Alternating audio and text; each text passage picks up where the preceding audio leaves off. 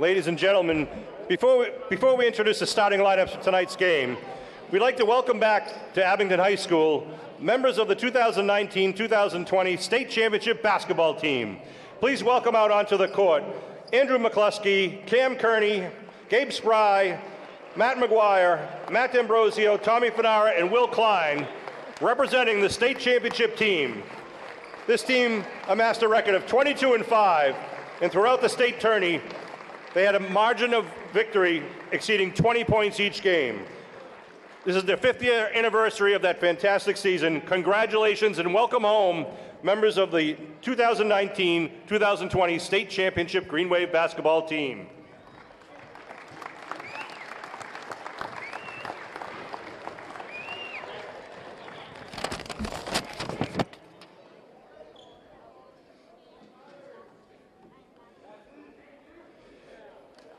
Good evening, ladies and gentlemen, and welcome to Abington High School. Tonight, the players and fans of Abington High School Green Wave basketball welcome the Bulldogs of Rockland High School. Please direct your attention to the visitors' bench area as we now announce the starting lineup for the Bulldogs. Starting at guard, number 11, junior Tyler Common. Starting at forward, number 20, senior Daniel Johnson. Starting at guard, number 15, senior captain Jax Leduc. Starting at forward, number 21, senior captain Brandon Camo. And starting at guard, number 24, senior captain Dominic White. The Bulldogs are led by their head coach, Fred Damon, and assistant coaches Chuck McDonald, Matt Anzalone, and Dan Bailey. And now, please join me in welcoming your Abington Green Wave varsity basketball team. Starting tonight for the Green Wave. At guard, number 12, sophomore Jack Riley. Starting at forward, number 11, junior captain Kingston Maxwell. Starting at forward, number 20, junior captain Tyler Stady. At center, number 0, senior captain Jake McSherry. And at guard, number 10, senior captain Michael Riley. The Green Wave are led by head coach Peter Serino and assistant coaches Jay Brown, Chris Marquardt, Bud Madden, Frank Cormos, and team manager Javier Montano.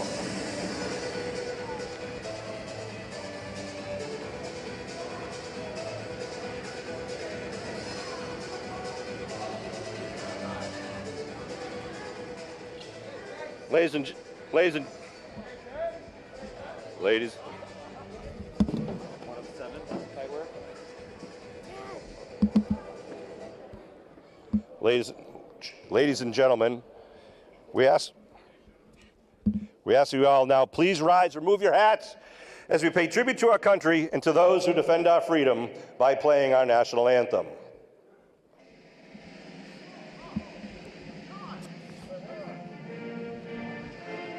Oh, sorry. I'm sorry.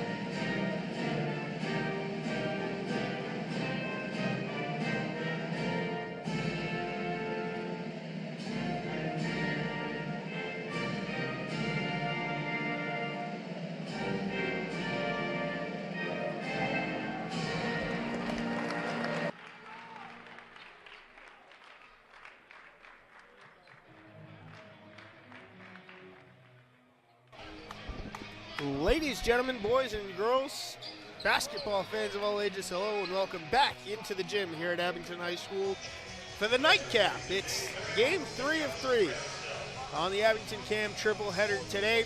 I'm Mad Dog Matt Nelson. Pleasure to be joined alongside by Dr. James Madden, Chris Coyle. Guys, Rockland got the girls game, 48-38 the final there. We're expecting a little bit of a different story with the high-powered offense led by Kingston Maxwell of Peter Serino's boys team here. Yeah, Abington coming in 2-0, and we talked about it to open the broadcast for the girls' game. Abington Rockland, so anything can happen. But Abington is riding off of 2 very impressive wins and 2 very impressive performances from their no longer super sophomores. Now we'll call them I don't have an alliteration for it. I'm on my toes here. But Kingston Maxwell and Tyler Stady have led the Green Wave to a 2-0 start over wins. Both games coming on the road, wins over Division I opponent Weymouth, and then Sandwich as well, a South Shore League opponent. Looking to get a big South Shore League win, but more than a South Shore League win, a rivalry win against the Rockland Bulldogs. Maxwell wins the tip to Michael Riley. Immediately tipped out of play. Happy to report that there are, in fact, different referees for this game than the last. You take the under on the fouls, right? Have to. Hammer the under. After that last game. Riley thought about the corner 3. Maxwell pumps and then drives and gets the floater.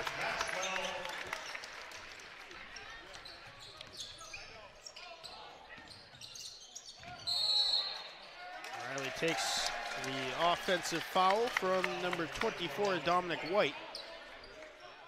How about a Tommy point, Mad Dog? There we go. Tommy point. It's been a while since I've had a Tommy point awarded, especially so early in a game. That's what Michael Riley brings to them, though. Countless Tommy points. Good pass. That was Stady in the corner. Oh, Maxwell left alone underneath, and the high-low pass works. 4-0 Abington. 4 quick points for Kingston Maxwell. 37 in their opener. Here is White. Gives to Daniel Johnson. Much different roster makeup for the Rockland boys than their women's team. All juniors or seniors. And they had an old team last year as well. I mean, we see Rockland twice a year, sometimes 3 times a year, depending on how the Sean Cotter tournament lands out. But they always have experienced players. They always play tough, no matter the types of players they have on their team. Coach Damon finds a way to make them competitive, and you talked about it. He's one of the most spirited coaches you'll see in the South Shore League, and he's not afraid to show you that he's a Rockland Bulldog. Shot doesn't go for Jack Riley wearing number 12.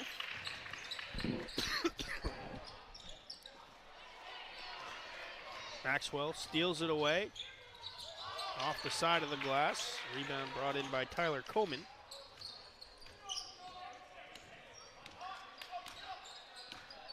As is typical, there's a whole squadron of Rileys here in the gym tonight. Eddie back from Clemson University. And there's a 3 for Daniel Johnson for the first Rockland points. It's a good make by Johnson. Johnson was pretty good in their trip to the Abington High School in last year's Sean Cotter tournament. He will probably most likely be their guy tonight. He's been in the lineup a few years, definitely the most experienced Bulldog. That's a big make by Johnson. Maxwell gets the board and puts it home, 6-3. Points much easier to come by in this one than the first game of the doubleheader. That's for sure, Chris. I mean, I think we had 6 points in the first quarter from Abington. 6-5 at the end. Meanwhile, Rockland ties the game. Dominic White hitting a 3-pointer. That looks like it's going to be Rockland's attack. Yeah, Johnson and then White, back-to-back threes out of the gates. And if Rockland's knocking down the 3 ball, that's not usually their style of playing, but if you can hit the 3, you can hit the 3. And that's a good start for the Bulldogs. Michael Riley. Oh, nice move. Nice duck and dive underneath for 2. Riley, he's usually a fast pass-first guy, but went to the rim. Nice ball fake, gets the defender to leave the ground, and from there it's cake. Riley giving the Green Wave another lead. He's had 2 very good possessions, one on the defensive end, one on the offensive end to open up the game for the Green Wave. First foul of the game.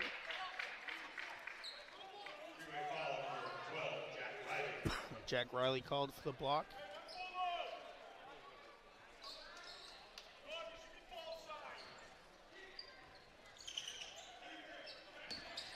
Johnson off the inbound, drives in, finds a hole, but puts it off the bottom of the rim. Here's Stady, who had his first touch, and he is fouled.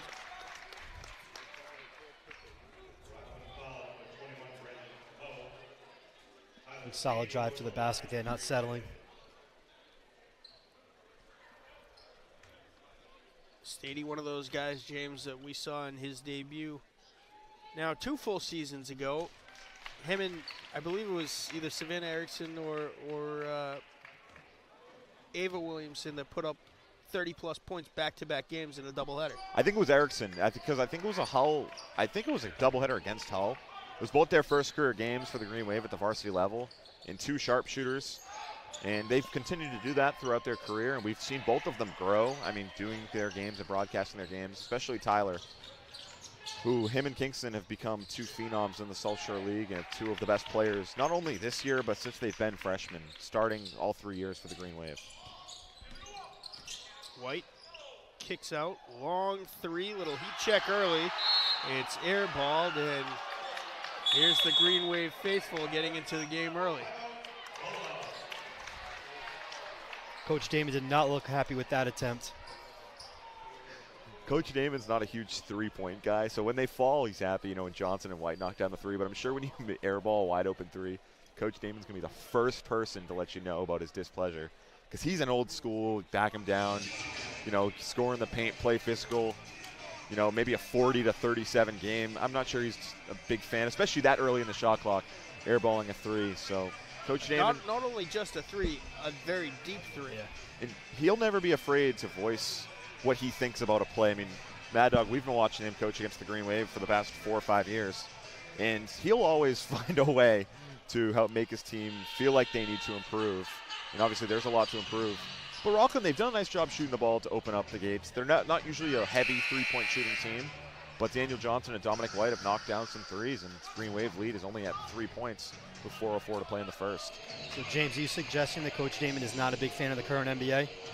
If I were to guess, I'm not going to speak for Coach Damon, just knowing his Coach coaching. Damon watches a lot of NBA basketball. Coach Damon probably watches NBA from the 1980s, the Bird days. But, I mean, they play a physical brand of basketball. Yeah. So, in the NBA, I mean, as we all know, isn't physical. I mean, and when they try to be physical, then you end up seeing 30 free throw attempts. And if a game does get physical, every player is going to take the next 2 games to rest. We're blessed as Celtics fans because they play every night. As I say that on the night Jason Tatum's out. But The broadcast is cursed alive and well early. he was a late scratch. We have a non-COVID illness. I saw it. Why is that even still a thing? Riley, 3 doesn't go. Rebound tip down low to McSherry. He's definitely work. fouled on the way back up.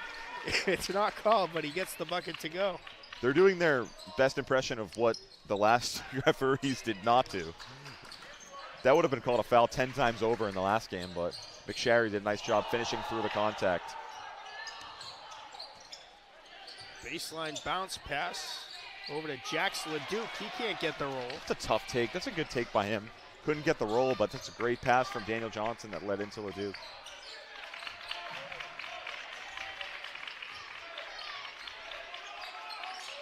McSherry will take the 3. That doesn't go. Rebound this time to Johnson.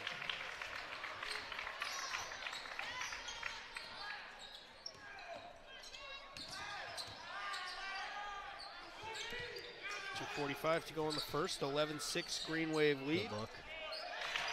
Jumper looks good and is for Brendan Como. Good look by Common. Sure, Coach Damon will like those shots out of him rather than the 25-foot threes, especially if he's able to knock it down that consistently. Jack Riley for 3, no good. Maxwell flying in for the rebound, tipped it, but gathered in by Rockland.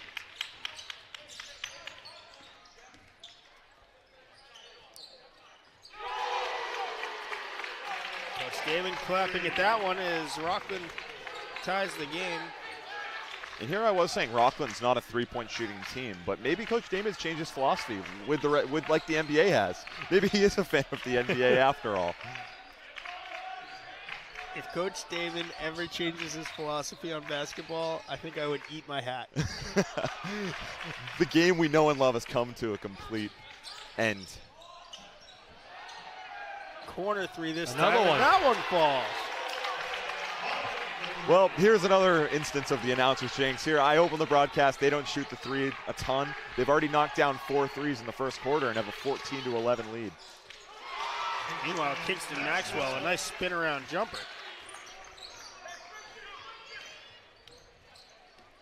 We've switched sides. It's like Inception or something. The Green Wave haven't really taken threes. Wow. And there's another one for the Bulldogs. Well, that's their guy, Daniel Johnson. He was one of the big parts of their rotation last year. This year, he's a senior, steps into much bigger shoes. And tonight, he showed out. I mean, 2 for 2 from beyond the arc, 6 early points, and Rockland can't miss from deep. I think they've only missed one, and that was the 1-3 Coach Damon was pissed about. This looks like a boxing one on Stady. Yeah, I mean, the way Rockland's shooting the three, they're trying to keep Abington away from shooting the three, and that's something, obviously, as we know, Tyler Stady's very good at. Nice steal by Maxwell. Got his own rebound and put it home for the tie. 17 apiece. Ooh, he almost carried there. May have saved himself, but Daniel Johnson may have gotten away with a carry, but nonetheless, no call. 1 second difference between shot clock and game clock. Kick to the corner for another triple attempt. That one doesn't go. Offensive rebound. 10 to shoot, the drive in. No good, McSherry has it, and Coach Damon looks upset. Long three, off the rim, no good. We end the first quarter the same way we started, all tied up, 17 apiece. James, entertaining to say the least. Yeah, fun first quarter, and that's what we expect between two big South Shore League rivals. Very different quarters. Abington attacking the rim. Kingston Maxwell, 10 early points for the Green Wave. So a couple tough makes, especially that mid-range fadeaway, and then Rockland doing what I didn't think they were fans of, was shooting 9 threes in the first quarter. They hit 5 of them, and Daniel Johnson and Dominic White, 2 guys that'll be there, Rocks, not only tonight, but all season long, knocking down threes consistently, and a very good quarter, I'd say, from Coach Damon and the Bulldogs, something I'm sure he's very happy about against a very good Abington team, keeping it tied up thanks to Daniel Johnson and Dominic White's three-point shooting. So, Chris, your head coach, Peter Serino, for the next 30 seconds. The scout is that Rockland doesn't shoot the three. They've hit 5 in the first quarter. What do you change in your defensive game plan? I don't think I changed anything yet. I think I hope for regression to the mean on it, to be honest with you. If they keep it up for the second quarter, then I think it's something they have to look more into. But I think for right now, staying with what your defensive plan is works. The one thing that I noticed, especially after calling the girls' game earlier, is the pace of that first quarter compared to the quarters that we just sat through. With the referees are definitely letting them play here, and not even letting them play. It wasn't super physical, but just the game flow is so much better in this game. 17 apiece as we start the second frame. Rockland will start with the ball. Tyler Coman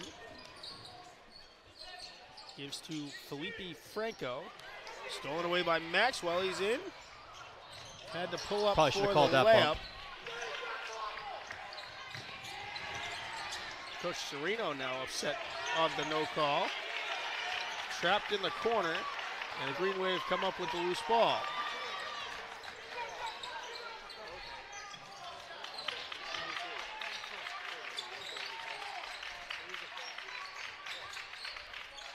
To the corner, a 3. That one rims out. Rebound, put up and good. Excellent play, Chris Patterson. That's a Tommy point on the effort.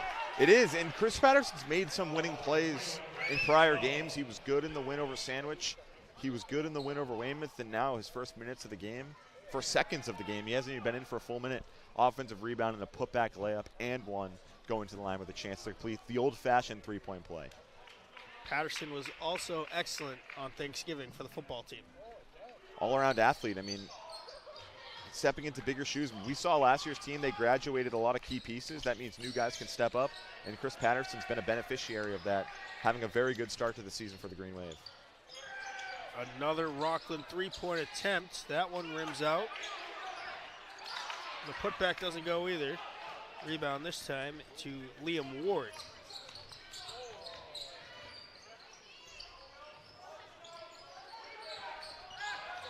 Maxwell kicks to Riley. Now Patterson. His triple doesn't go. They're going to get him over the back on that.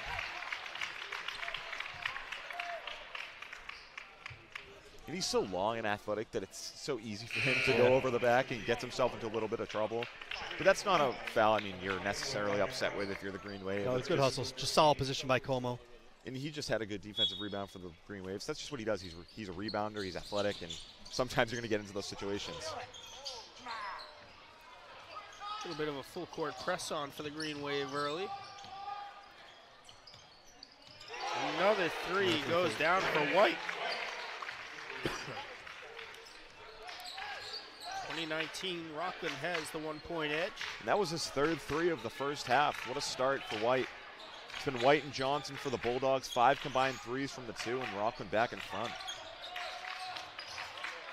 Maxwell.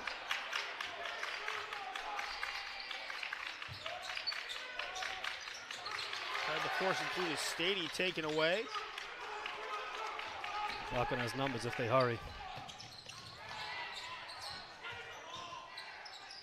White looked like he took 4 steps with the ball through the paint.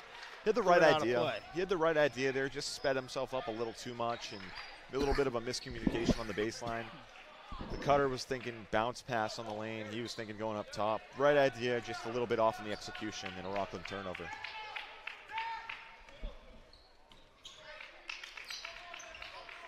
Riley from Patterson, back to Patterson.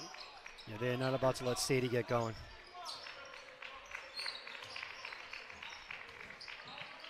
Forced in for Maxwell. Ward's jumper blocked out. That was a classic case of we're not going to call a foul, we're just going to call it out of bounds. Yeah, because I think it was pretty clearly out off Ward, but I mean, I guess the argument is it's either do you want the foul or the ball baseline out of bounds going 94 feet. So the Green Wave retained the possession. Maxwell goes way up to grab that inbound pass. Now Ward Good almost. hustle there. That's what I was saying. Your point, yeah. Over the Yeah. back, but Those are the plays he makes with how long and athletic he is. He goes up there, gets a rebound, and finishes through contact.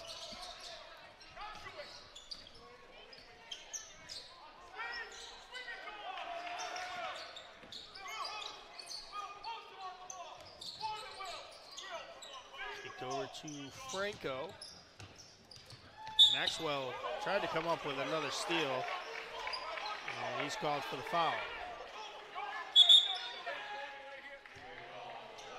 And an early bench warning to Coach Serino.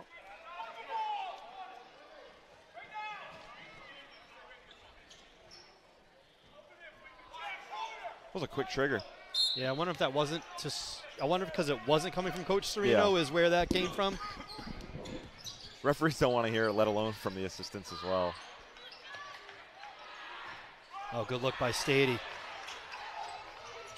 Maxwell off the glass and in. Well, you know you got to keep an eye on Uncle Bud down there. Ooh. I'm not sure about that one. Chair is going to come back in. First foul committed by Chris Patterson.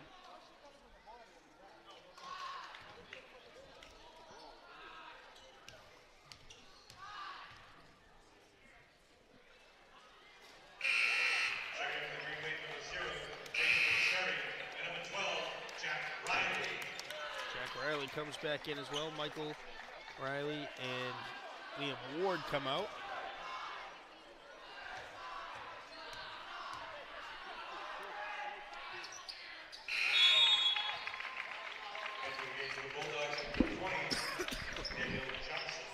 Johnson back in. He will replace Dylan Miller.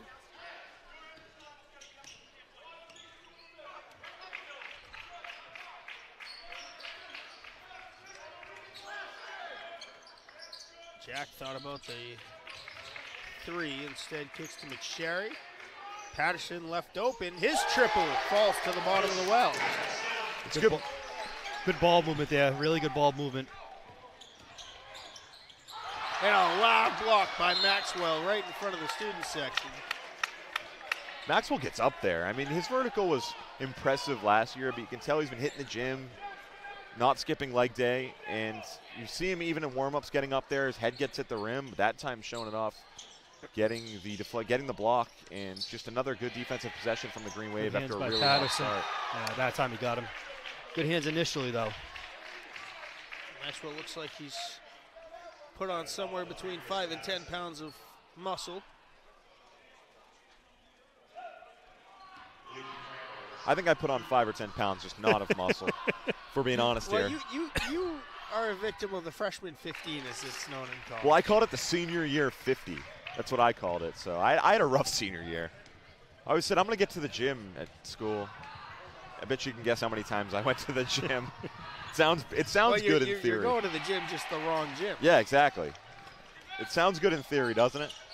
You're going to the Allen Fieldhouse instead of the workout portion of it. Tremendous take to the hole there by Maxwell. And one for Maxwell. When he gets going, it feels like he can get to the basket anytime he wants. Yeah, I think that's the best part of his game. Like, he can shoot, he can, he can really defend, but he can get to his spots whenever he wants. He can really take over a game. He did that in the opener. He had 37, and he's doing it tonight. Stady had to adjust midair and kick it to Maxwell. Now he'll take the three. It's good. Stady's first bucket from beyond the arc today gives the Green Wave a 9-point lead. 5-point trip there. McSherry grabs the rebound. Maxwell pull-up jumper, no good. White the rebound. Oh, great play. Oh, Tipped tough by break. Stady. Almost had the steal.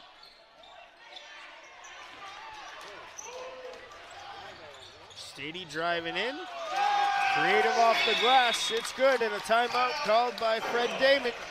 And that's the second gear we see from Tyler Stady. He's fast, but when he turns on the jets, he gets that second gear, and he just beat Daniel Johnson one-on-one to the rim, and the Green Wave had their largest lead tonight. They lead by 11. So, Chris, before the second quarter, asked, what do you change from a Green Wave defensive standpoint? You said nothing. They adjusted. It looks like nothing. Rockland hasn't attempted as many threes. They have what I feel like Abington's done. I don't recall the pressure that much in the first quarter. I feel like they've stepped up the pressure, the full court pressure, almost got Rockland moving faster than they want to move, speed up the game on them, and that's the way Abington wants to play. 11-point lead for the Green Wave.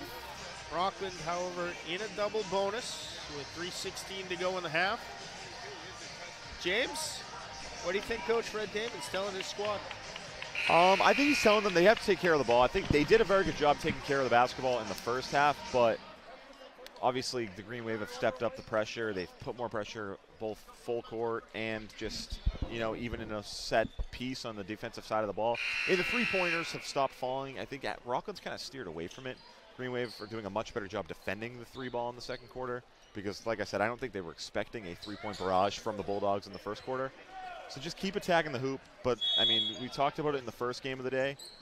Take care of the basketball, and that's what Rockland really needs to do. And they really need to feed Dominic White and Daniel Johnson. Those are the two guys. They're going to be the two guys all season long. Tyler Coleman, number 11 in navy blue, gives it off to Johnson. Back to Coleman. Johnson on the wing, pull up two. No good, offensive board for Como.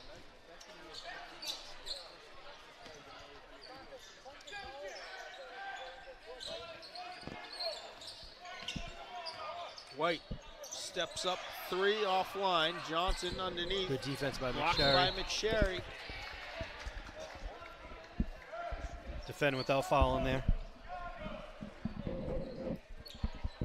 17 on the shot clock for Rockland.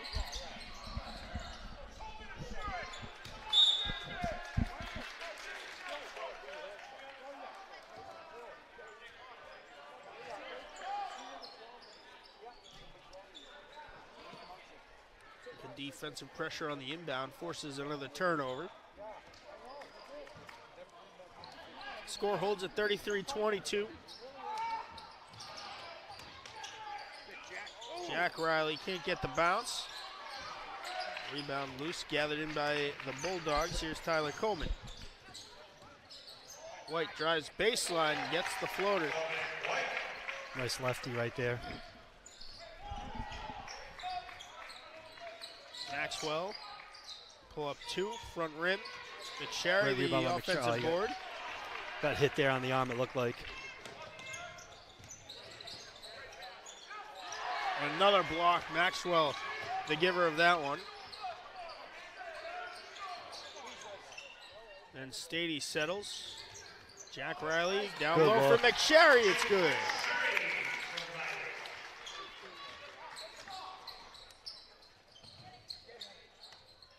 Pull up deuce doesn't go. Stady the rebound. Michael Riley getting ready to come back in. Patterson takes the 2. Rebound this time to White. Johnson underneath, blocked by McSherry off the glass. Long lead pass to Maxwell, and he lays it up and in. It's a great outlet pass by Stady there. White takes another 3. That one's well long. Now Coach Serino saying push the pace. Riley had it tipped out, intended for Patterson.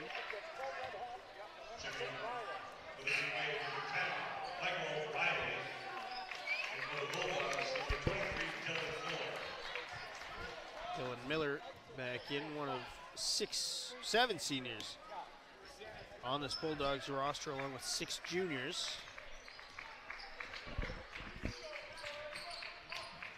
Jack Riley with it now. Stady corner 3. That one irons out. Coleman working against McSherry. He gives up the size advantage there. And dual possession called and a tie up on the floor.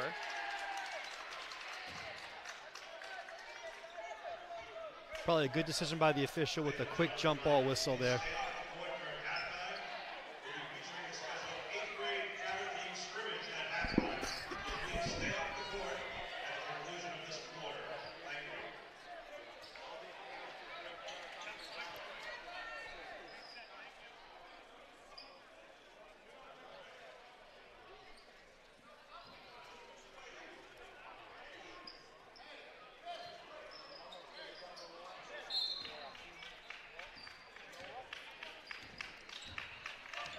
Three-second difference between shot clock and game clock. Maxwell drops off for Stady, gets it back. Maxwell fake the pull-up 2. McSherry will take it and make it. And that's a tough make because, I mean, McSherry, obviously he's, what, 6'4", 6'5", so the main priority is guarding him in the paint, but he can really stretch the floor. He's not afraid to shoot from mid-range and from 3, and when he's knocking down jumpers, he's very dangerous. 6 to go. That was some And a great foul. touch on that jumper, too. Sorry.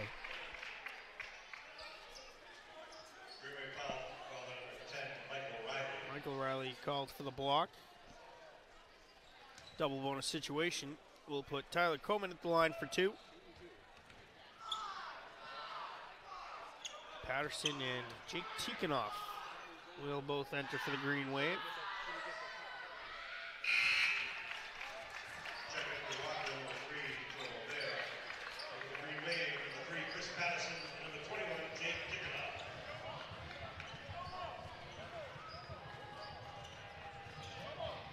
It was 17 all at the end of the first quarter.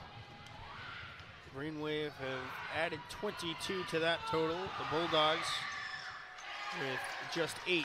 McSherry comes down with the rebound. 4 for the Green Wave to shoot. Stady. Maxwell gets the shot off, but it will be left short. We've hit halftime, 39-25. We were tied at the end of 1, guys. The game opens up in the second. Yeah, the Green Wave, they answered back. Rockland came out firing from beyond the arc. Daniel Johnson, Dominic White were perfect in the first quarter from deep, but Abington answered back. They stopped the three-point shooting attack and have taken a 14-point lead into the break after a very good second quarter. Chris, you're both head coaches. What are you telling your squads in the locker room? So I think if I'm Peter Serino, I'm definitely telling Abington we got to let's keep up. Let's keep up that momentum we took into the half right here. Like you said, we had a tie game after one. Outscored them by 14 in the second by keeping up that pressure defense and keeping things moving. If I'm Coach Damon, I say we got to get back. I mean, it may have been a case where they have to hit the threes in order to beat Abington, in order to keep up with their offensive prowess, and maybe have to get back there to getting those shots up more often than not. So there we go, the first half in the books. Only 2 more quarters to go here in our triple header. 39-25 at the end of the second quarter.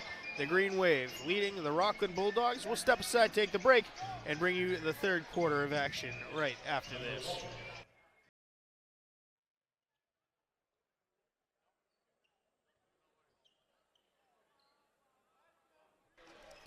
Third quarter about to get underway. 39-25 is the Green Wave lead. 14-point edge over the Rockland Bulldogs. I'm Mad Dog Matt Nelson. Dr. James Madden, Chris Coyle, joining me for this Christmas Eve doubleheader.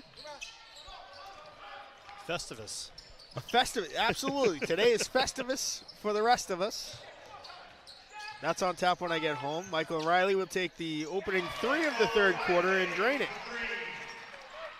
The Green Wave picking up right where they left off. I mean, they had no trouble filling it up in the first half. Mike O'Reilly coming out of the gates, knocking down a 3. That's what Rockland's done in the first quarter, then really couldn't string together good offensive possessions in that second quarter. 16 points for Kingston Maxwell through the first half. Stady was held mostly quiet. If you're Rockland, Chris, do you adjust the strategy defensively against Kingston Maxwell, maybe leave Stady a little bit more open? You might have to. I mean, even if you're on Maxwell, I just, like I said earlier, I think he can get to where he wants to get to almost every time. 19 now for number 11 in white.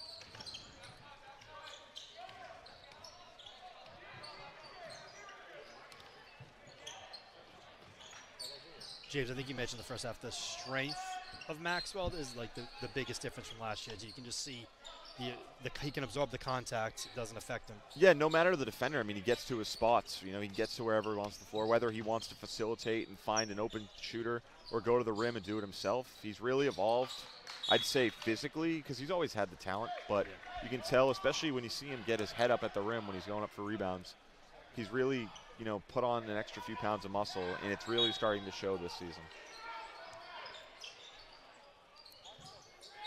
1 second on the shot clock. That one falls wide left. Shot clock violation. And a timeout called by Rockland. Just a short minute and 29 seconds into the third quarter. What is Coach Damon drawing up? I think he's just looking for better spacing. I mean, they had the first quarter, I think it was the perfect start offensively. They had good spacing. They were knocking down shots. They had good ball movement. But ever since then, the Green Wave have stepped up their intensity. They've stepped up their ball pressure. The spacing's been a little off for the Bulldogs, and they just really haven't been able to get anything going. And they've scored 8 points since the end of the first quarter. It was 17-17. Since then, it's been all Green Wave. For this game, the state champion 2019-2020 team was honored. A bunch of them in attendance, including Abington Cam's own Cam Kearney, among many others.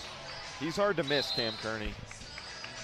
He is. All 6'8" of them. National champion. National champion. National champion Cam Kearney. State champion at Abington High School. National champion for Ultimate Frisbee at Brown. Yes. So we had the Brown Bears, the Syracuse Orange, the Columbia Lions, and the Providence Friars to the running tally tonight.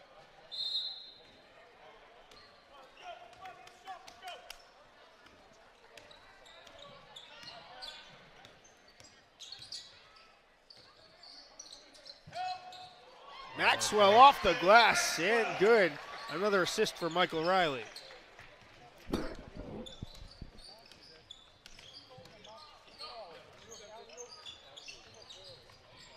Quick hands. Maxwell finds the loose ball. Bounced it to Jack Riley, who couldn't control the handle. Jackson LeDuc down low to White, took some contact. Ooh. Almost committed the Cardinal sin to save it onto your own hoop. Maxwell left the ball behind, out of play. Felipe Franco into the game.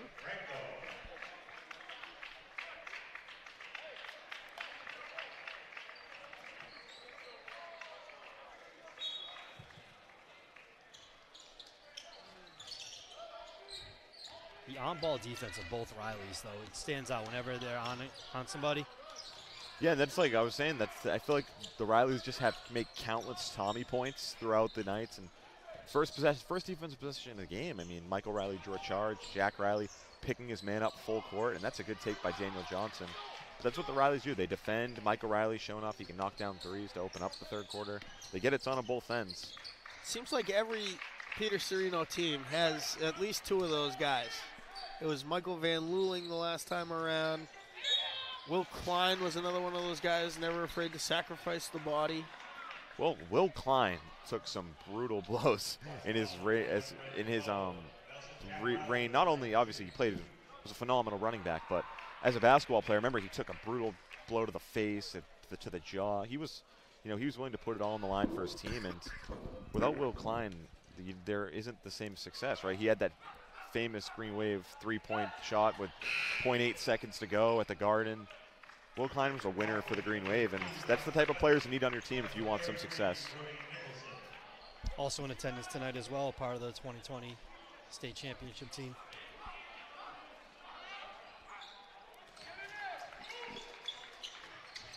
Of course, I see Matt McGuire over there, second all-time in scoring, with an asterisk because his senior year was that COVID year that only played 10 games. He missed some of those games. He missed 4 too. of them, so he only played 6 games his senior season and finished, I think, about 40 points behind Bryson Andrews all time. The way he could score, I'm willing to say if he played a full 25 season, depending on how long the season ended up being, at least 20 I think he games. breaks 1,500.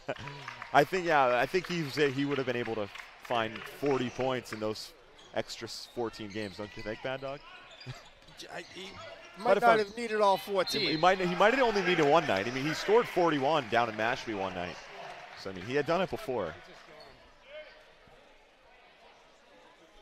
That was a great finish by McSherry. He threw a lot of contact to the face. That's another thing that's impressive about, speaking of Mashpee, is about Kingston Maxwell's performance in Sandwich. That's not an easy place to play. You know, it's an hour drive without considering traffic. You go over the bridge, it's cold. It's not a fun trip, but when you get it out of there with 37 points and a 20-point win, it's a little more fun than if you were to have lost. So it's just another thing. It's not an easy place to play for teams in the South Shore League because it is a long trip. But Maxwell scoring 37 over the bridge, very impressive. Once you get on the kick, it's very difficult to build up the motivation to come back off of the kick. Because it takes a lot to build up the motivation to go there. I mean, it's a little easier in the winter. It's just a road trip. But in the summer, there's nothing like Cape Cod. In the summer, you're better off flying, honestly. Yes. Take one of those Cape Air 10-person jetliners that flies to the Hyannis. Because I've spent this week down in Chatham a couple years ago, and it took us – Chatham's a far drive as it is, but considering 2 hours of traffic, better fire up some good movies in the car. Or some road games, but there's not a lot of sightseeing on the Cape highways.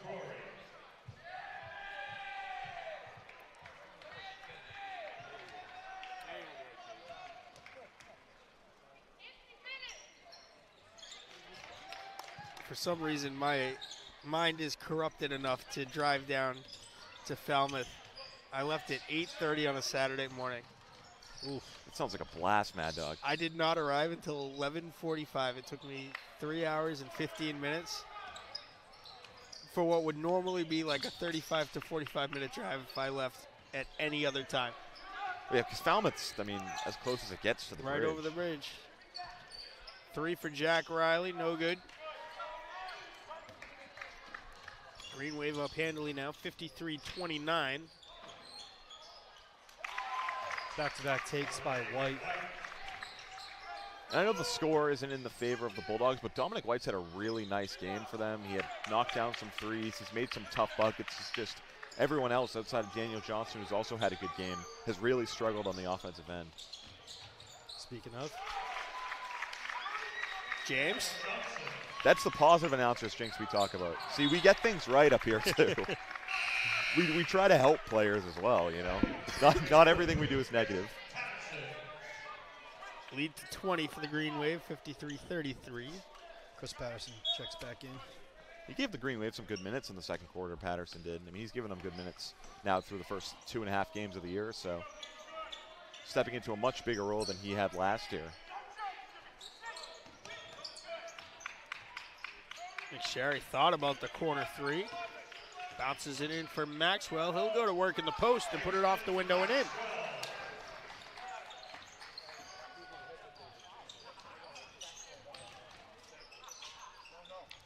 Some fun banter happening between Coach David and Coach Cerrito.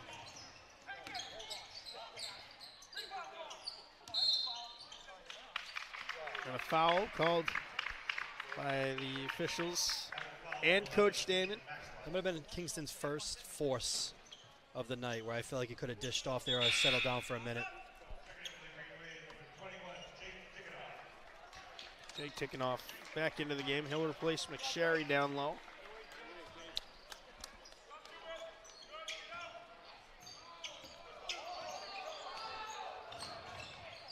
White floater, no good. As Tikhonov went down.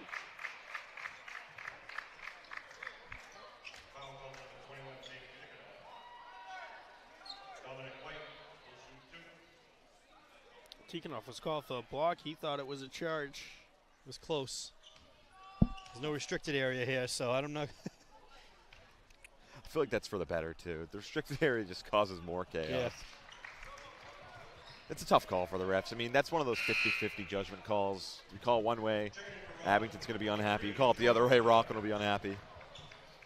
Green Wave end up benefiting. I mean, missed free throw. But they've really controlled this tempo and the pace of this game since Rockland put up a very good effort in the first quarter. It was 17-17. Since then, it's been smooth sailing for the Green Wave. Maxwell goes up and gets the rebound. He'll drive in, put it off the window, and took a hit on his way through.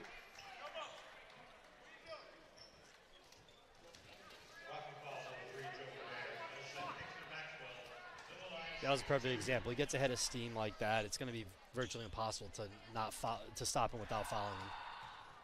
Especially how close he gets up to the rim. I mean, it's essentially impossible to block him unless you have the same vertical. And most people, you know, at this level, especially in the South Shore League, don't have a Kingston Maxwell vertical. We're in the top row of the bleachers. I think even from here, he's still clearing what I could jump from here. Corner three doesn't go. Maxwell another rebound.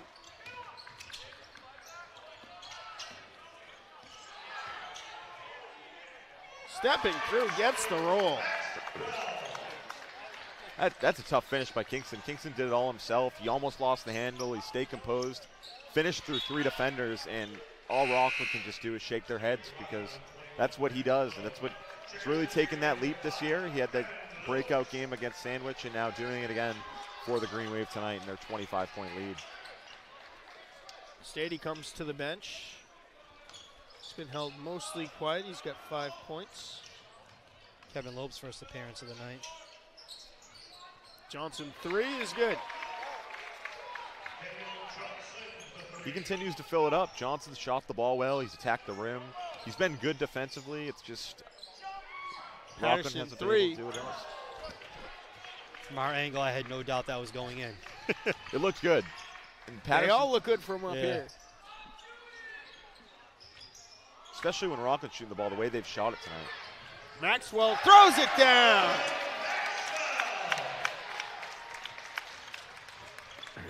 First time that the Green Wave have played here in their own gym this season. Kingston Maxwell rising to the occasion.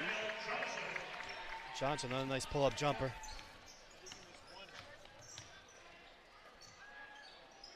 Patterson takes the open look at three. Halfway down and out. White the rebound for Rockland. Good defense by Tikhonov there, staying straight up. This is something I think the Green Wave have done really well. I think they've done a good job getting back in transition. Rockland, I mean, every year we see them, they play very fast, and they play sometimes too fast. Abington's done a nice job not playing at Rockland speed, getting back in transition, and controlling the pace of the game.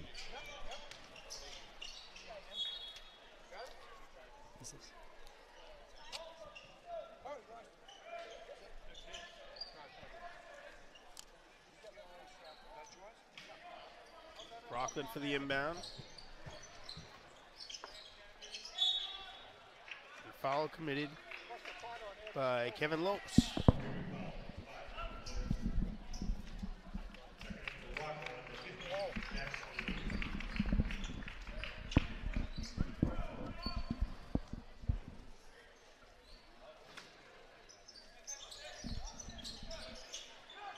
Johnson again. Counted in one for Johnson. He's come up firing to start this second half. Just like he did to start the game. I mean, it was the Johnson and White show for the Bulldogs in the first quarter. And he's been crucial for the past 3 years for Rockland, now a senior. Now their go-to guy and showing why he's the go-to guy tonight. Although 20-point lead for the Green Wave over Rockland, Johnson has had a terrific night. A really eye-opening ball game, especially the next time the Green Wave see Rockland, because Johnson has given them problems in the past just because he's so talented, but tonight probably by far the best performance we've seen him have against the Green Wave.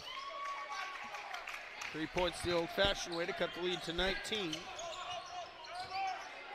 Maxwell fires it down low for Michael O'Reilly. He finds Stady for the open three. Irons out. Rebound this time to Jomo Bayard.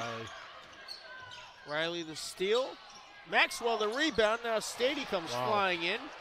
And no foul because the ball was tipped. And a tech given to the Green Wave bench.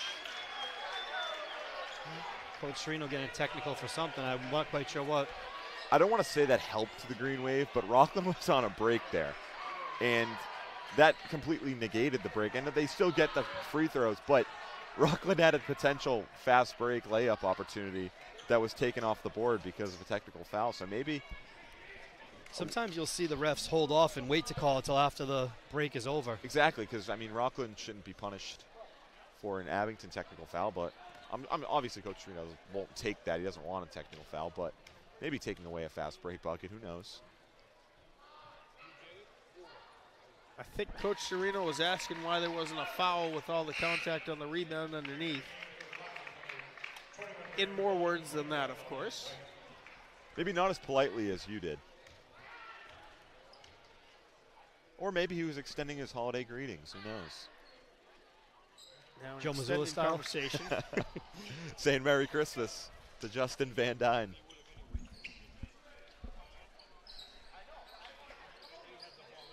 That was a crazy situation in Boston a couple nights ago. Wild. Yeah. I'm not sure I've ever seen that before.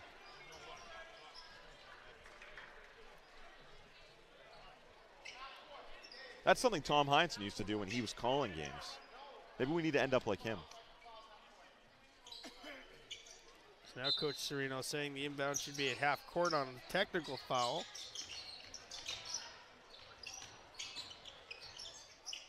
White underneath. Great defense by Tikhonov. Gets the rebound. There's Stady shot clock off. 12 seconds to go in the third quarter. Green Wave up by 18.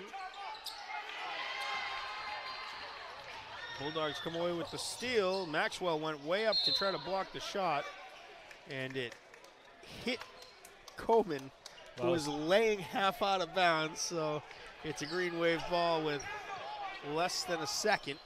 You could tell Maxwell really wanted that one. He was timing it up, just unable to get the deflection.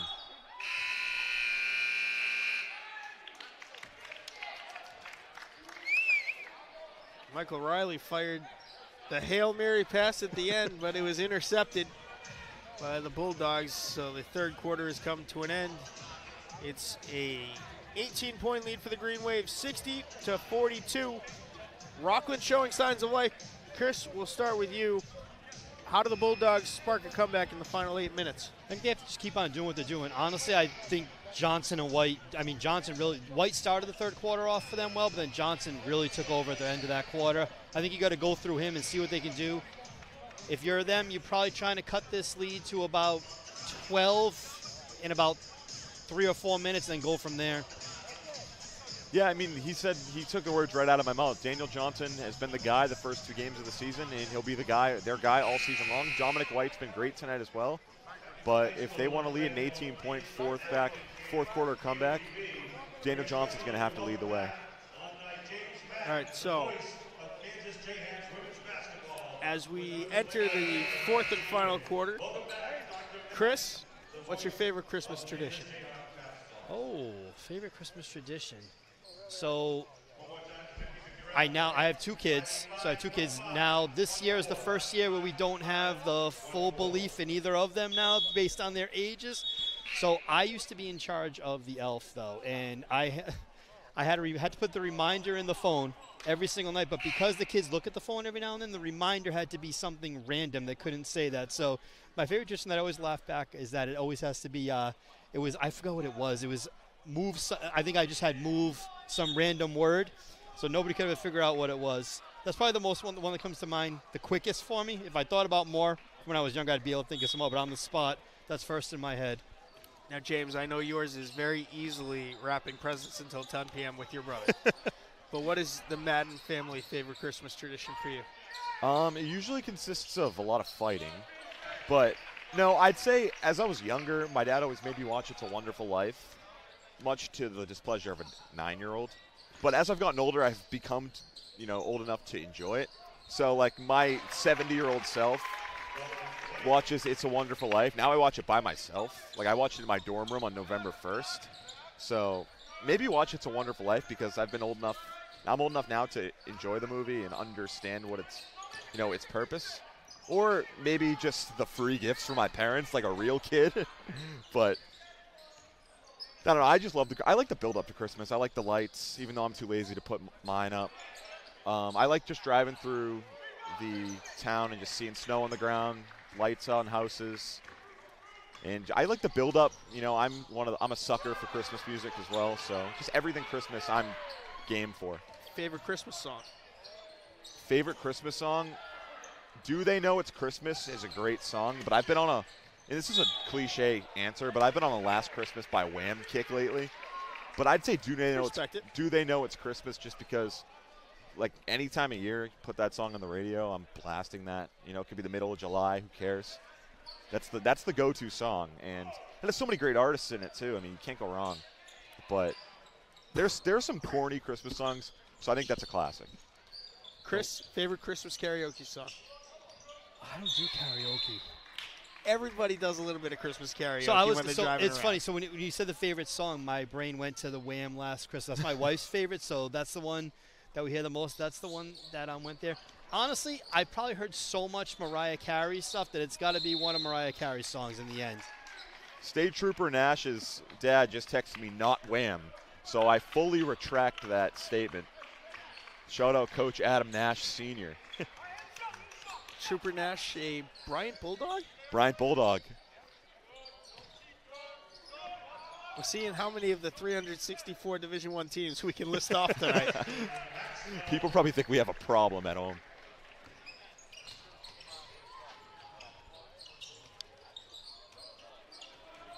Good save. Now Maxwell with 6 minutes to play and a foul committed. My fun trivia question from yesterday, posed to me by one of my student workers at Stonehill, was there's 10 Division I schools that have Wildcats as a mascot. Can you name them? No way. I'd be confident you can get at least half of them. Put me on the spot here. The Kentucky Wildcats is the obvious one. So I'll give you the freebie. I'll give you the Power Fives, Kentucky and Arizona. Clemson. Oh, we're doing Wildcats, not Tigers. Jesus. Where's Eddie Riley? Never mind. I'm all over the place today. I had a long day. I was up wrapping Christmas presents. I don't do much, so I guess not that long of a day. As long a day. Well, you worked early this morning. That's right. It's true. I'm the breadwinner nowadays. My day was as busy as a 19-year-old's day can get. What's Northwestern? Is Northwestern Wildcats? Northwestern is the Wildcats. That's a good shout. I'm horrified to tell you that I can name all 10. Well, if you ask me the question, you should be able to. McSherry down low gets the roll.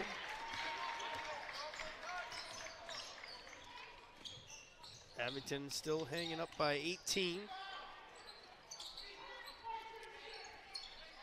New Hampshire's the obvious one for this area. Good look by Riley. Down low, tipped out.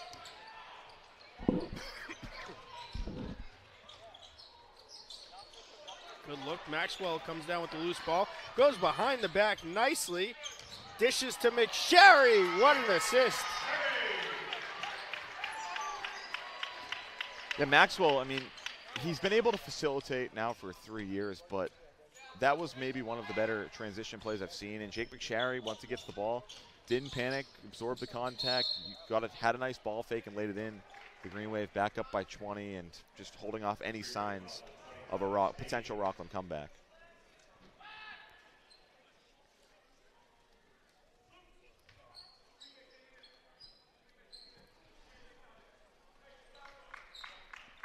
I'll give you an easy trivia question for today. There's 2 Division I Skyhawks. Can you name them? The great Stonehill Skyhawks. If I got that one wrong, you might have to never talk to me again. That's true. And the UT Martin Skyhawks. That is correct. Yep. See? I'm not completely cooked in the brain. I feel like you're better off with the more obscure logos, you know? Wildcats are boring. No offense to any Wildcat fans. There's a small handful of Rams. I don't know the exact number off the top of my head, but you I are know one. being one we of them. have a Ram right next to us. McSherry, 3. Got the Gets roll. the bucket. That's the hometown bounce right there. Every part of the rim. White tries it on the other side. Can't get it to go.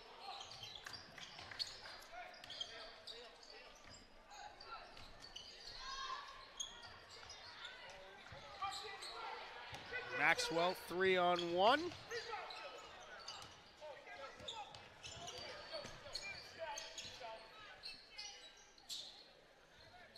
Stady took some contact midair.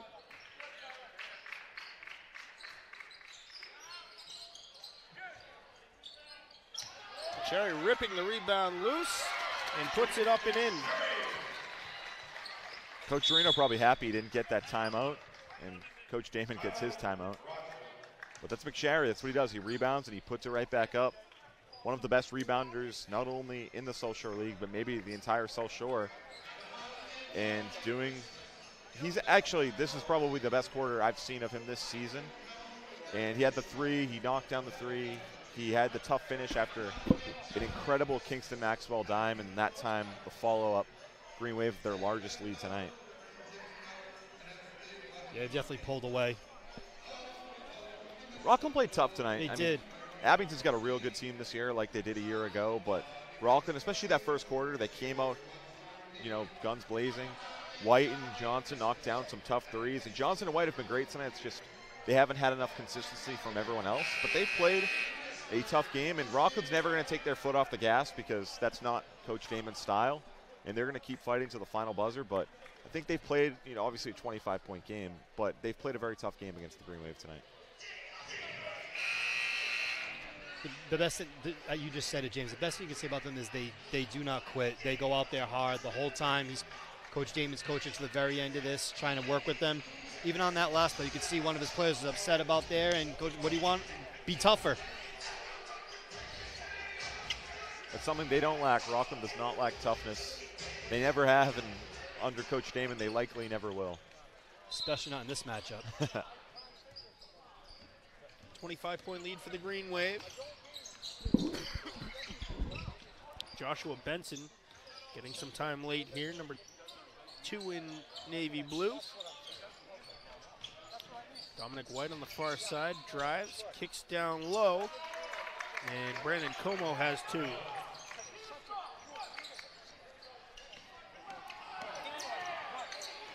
Stady pull-up 3 is blocked. Now White's in alone. He'll lay it off the glass and in. That was always a pet peeve of a lot of the coaches that I've talked to. If someone had a breakaway like that, as Maxwell hits a 3 in the face of White, because if you're in on a breakaway like that, you go for the flashy dunk and miss. Coach Damon probably would have lost his head. No, he wouldn't have been too happy about that. As would most coaches be. I've seen guys, I mean, we've all seen guys miss the layup, too. They miss the absolute bunnies. Jason Shorter is going to enter along with Kevin Lopes and Andrew Van Luling.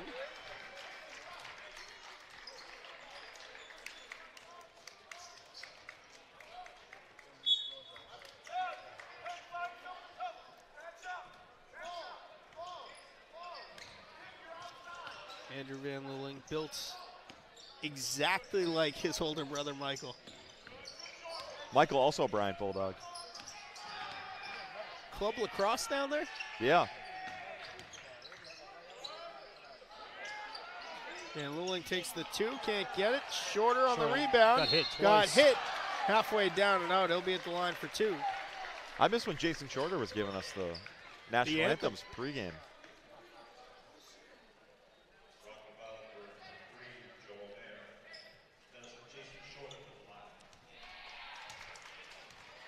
Very good to see him out of that big brace on his knee, battling injury trouble for the first couple of years of his career.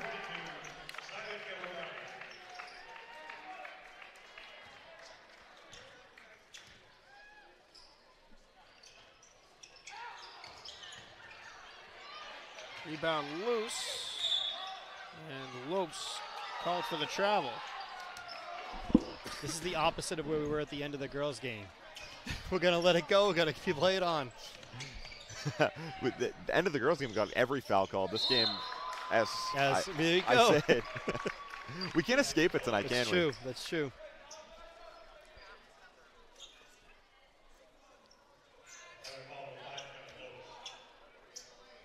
Those of you who can't see, Mad Dog Matt Nelson always sporting his always festive ugly sweater. How many ugly sweaters do you own, Matt? I feel like I've seen you. I think I'm up to 6 or 7. I was going to say, I feel like I've seen you in about 4 or 5.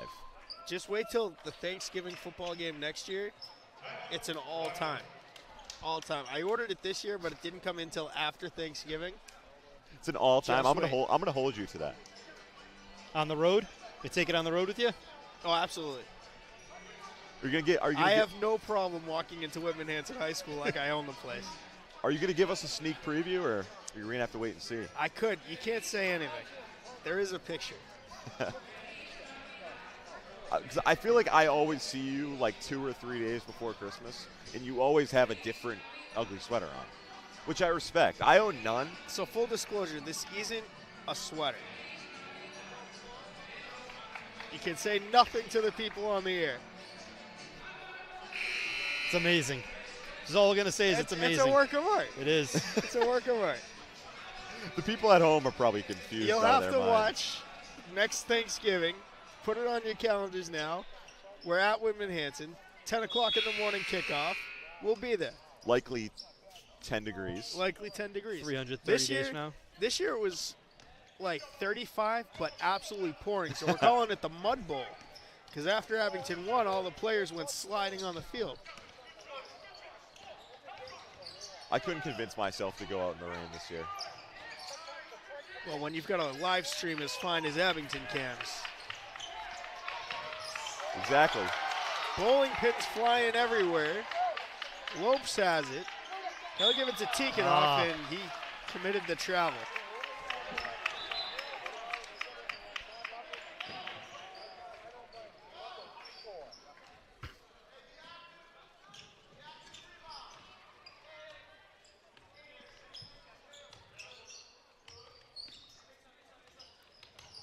One minute to go in a decisive Abington victory.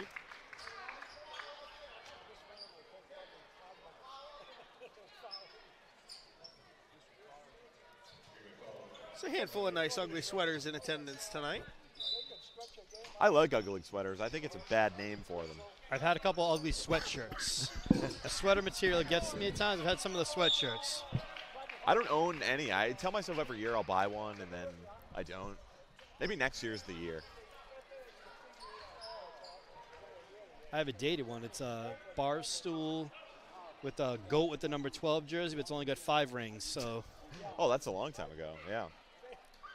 The problem with buying Tom Brady stuff is you never knew how many more rings he'd get. Exactly. They do make Kansas Jayhawks branded ugly sweaters. I have to wear that on broadcast. Mad Dog, you know I'm checking. There's some nice ones. I'm going to have to check now. I'm going to have to look that up, too. Yeah, you have to find a URI one.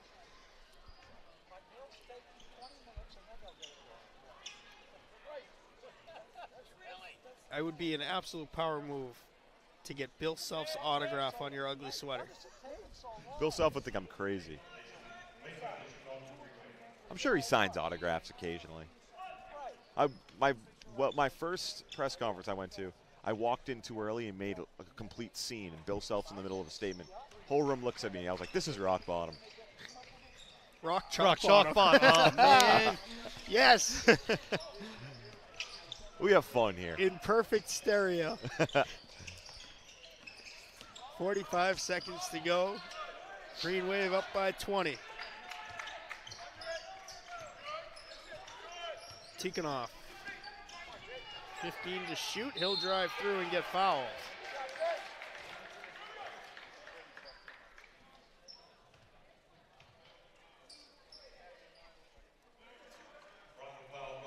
This is definitely not the finesse lineup that Coach Serino has in there right now. This is the There's dive on some loose balls line. bruisers. Boy, Andrew Van Luling, his first shift in. I think the second possession, he was already on a loose ball. He's not a guy that's afraid to dive on the floor and take a hit. Runs in the family. Yeah. Older brother Michael, exactly like that.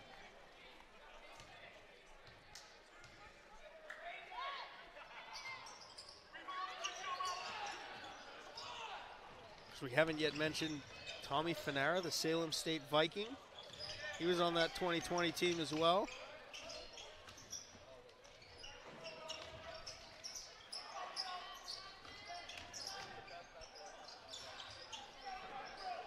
Loose ball.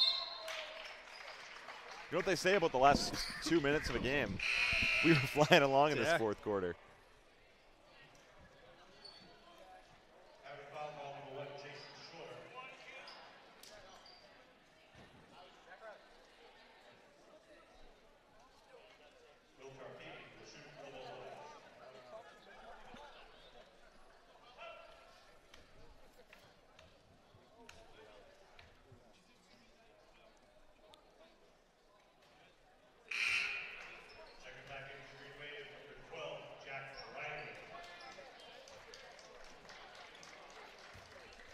Tikhonov got banged up maybe on that drive to the hoop.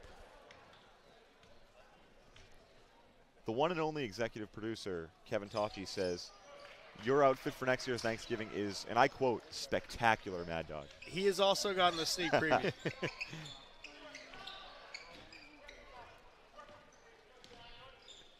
Three, 2, and 1. We made it all 3 live streams. The Green Wave take home a 2-1 record on the day. This one decisive. 75-56 your final score from the gym here tonight. Chris Coyle, we'll start with you.